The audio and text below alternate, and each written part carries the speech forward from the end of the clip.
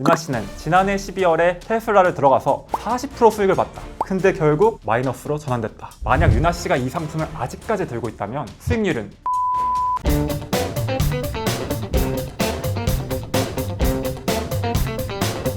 새롭게 인사드립니다. 매일경제증권부의 정재원 기자입니다. 걸그룹 있지의 멤버죠. 윤아 씨가 개인 유튜브에서 테슬라 주식 매매설을 풀었는데요. 윤아 씨는 지난해 12월에 테슬라를 들어가서 40% 수익을 봤다. 사람들이 테슬라는 계속 오를 거라고 해서 계속 들고 있었다. 근데 결국 마이너스로 전환됐다고 전했습니다.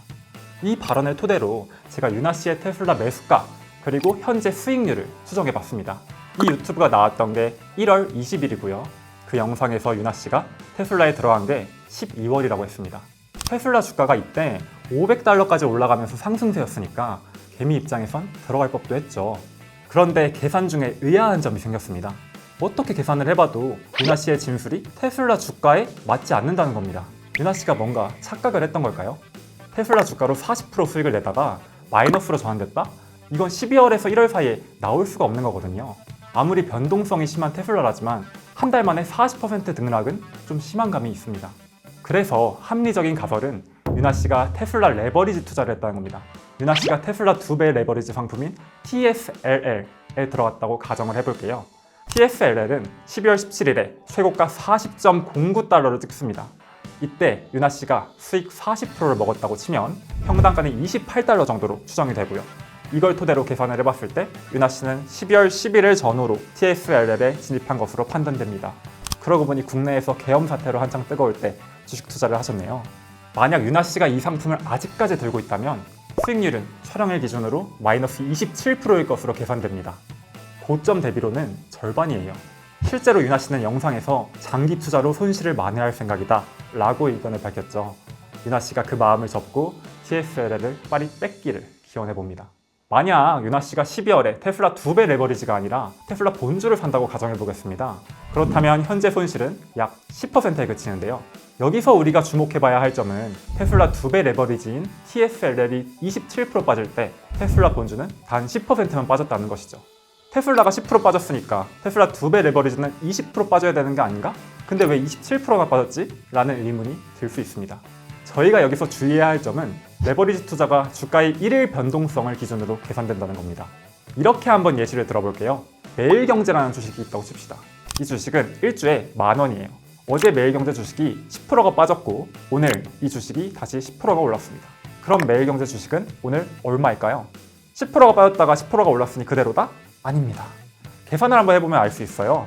매일경제가 10,000원인데 10% 빠지면 9,000원이죠. 이게 다시 10%가 오르면 9,000원에 10%는 900원이니까 9,900원입니다. 그러니까 100원 손실을 본 거죠. 그럼 이번에는 매일경제 3배 레버리지 펀드가 있다고 해볼게요. 매일경제가 어제 10% 빠졌으니까 3배 레버리지는 30% 빠졌겠죠. 그럼 7,000원입니다. 근데 이게 다시 10%의 3배, 30%가 올랐으니 7,000원의 30%는 2,100원, 즉 9,100원이 됩니다. 그러니까 매일경제 본주가 9,900원이 될 때 매일경제 3배 레버리지는 9,100원, 손실률이 무려 9배 차이가 나는 것이죠. 이러한 현상을 업계에서는 변동성 끌림이라고 합니다. 물론 레버리지 상품은 주가가 오를 때 그만큼 빠르게 자산이 불어난다는 큰 장점도 있어요. 마치 윤아 씨가 테슬라로 단기간 40% 수익을 냈던 것처럼요. 그런데 일명 엑싯, 빠질 타이밍을 제대로 잡지 못하면 좋았던 수익이 하루아침에 마이너스로 전환될 수도 있는 것이죠. 그러니까 타이밍을 잘 잡아야 되는데 이게 우리 개미 입장에서는 쉽지가 않다는 겁니다. 그리고 만약 본주가 폭락하는 상황에서 가진 돈을 모두 잃게 되는 청산의 위험성도 있습니다. 실제로 지난달 초 젠슨항의 양자컴 상용화 오래 걸릴 것, 이 한마디에 서학개미 인기 상품 아이온큐 주가가 39%나 빠졌죠.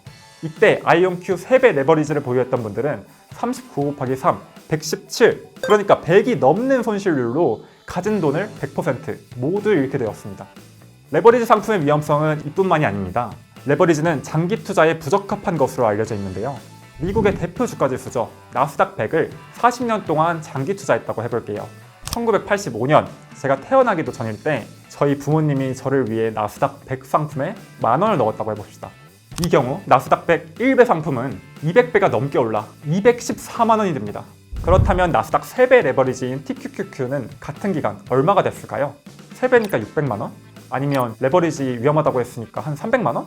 아닙니다. 택도 없어요. 겨우 50만 원이 됩니다. 3배의 레버리지 상품이 수익률이 4배 이상 낮은 것이죠. 이렇게 레버리지 상품의 장투 성과가 나쁜 이유는 아까 말씀드렸던 변동성 끌림 외에도 수수료 등 추가 비용에 문제가 있습니다. 국제금융센터의 연구에 따르면 해외 3배 레버리지 상품의 연간 추가 비용은 12% 수준이라고 합니다. 100만 원을 들고 있으면 연 12만 원은 추가 비용으로 나가는 거죠. 2배 레버리지도 그것보다 적지만 연 6% 정도로 수수료가 여전히 비쌉니다. 근데 이게 운용사들이 폭리를 취하려고 비싼 추가 비용을 받는 건 아니에요. 한번 생각을 해볼까요? 전 만 원밖에 없는데 운용사가 제가 3만 원을 가진 셈 치고 수익률을 주는 게 3배 레버리지잖아요. 그러니까 운용사도 이 돈을 어딘가에서 빌려와야 되는데 보통 투자은행 같은 곳에서 수합 계약을 통해 빌려옵니다. 이때 운용사가 빌리는 곳에 이자를 지불할 텐데요. 운용사는 자선사업가가 아니니까 자연스럽게 투자자에게 그 가격을 전가합니다. 그 모든 가격을 고려했을 때 레버리지 상품은 추가 비용이 높게 형성되는 것이죠. 이러한 이유로 레버리지 상품에 디메리트가 있고 특히 장기 투자 시, 주가 폭락 시 이러한 디메리트는 심화됩니다. 이런 단점이 있지만 한국인의 레버리지 사랑은 정말 못 말립니다. 유나 씨가 샀던 TSLL 같은 경우 한국인 투자자 비율이 40%를 넘는 것으로 알려져 있죠. 국내 인기 종목 랭킹을 살펴봐도 속슬, TQQQ, TSLL 등 다양한 레버리지 상품이 포함되어 있습니다. 역시 우리는 한 방을 노리는 민족이에요. 자이언트 구독자 여러분들도 만약 레버리지 투자를 하고 계시거나 아니면 앞으로 하게 되신다면 좋은 판단력으로 매수하시고 잘 엑싯하시길 바랍니다. 오늘 영상은 여기서 마칩니다. 감사합니다.